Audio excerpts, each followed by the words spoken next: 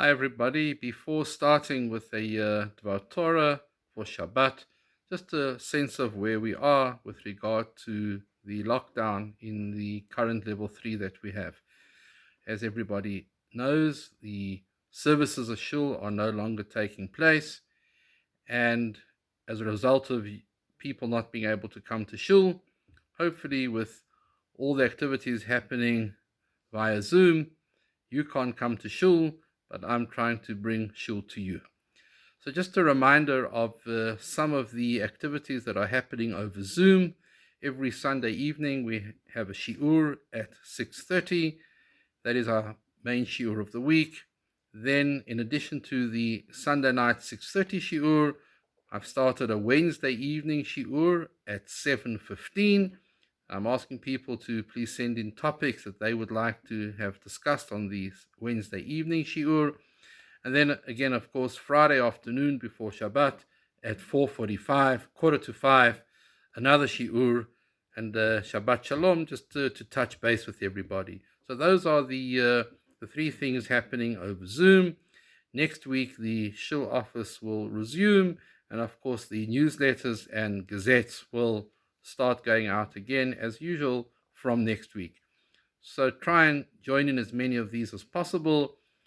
A lot of people who haven't been regular shiur attenders have really enjoyed these Zoom shiurim. So let's hope that you are able to join some of them next week. Please God, after the lockdown level 3 has been removed, then we will be able to renew not only services, but we'll get back to shul with a renewed sense of purpose. But we do need to have patience in order for this to happen. Right, let's get to the Parshat of Shemot, the first Parshat in 2021 was last Shabbat, and now we are already in the second Parsha for the year, and we are starting the book of Shemot. The book of Shemot, the Parsha, tells us of the death of Joseph and his brothers and that generation, and then the Torah goes on to say the following. The children of Israel were fruitful. The Torah begins to tell us of the accomplishments of the Jewish people living in Egypt.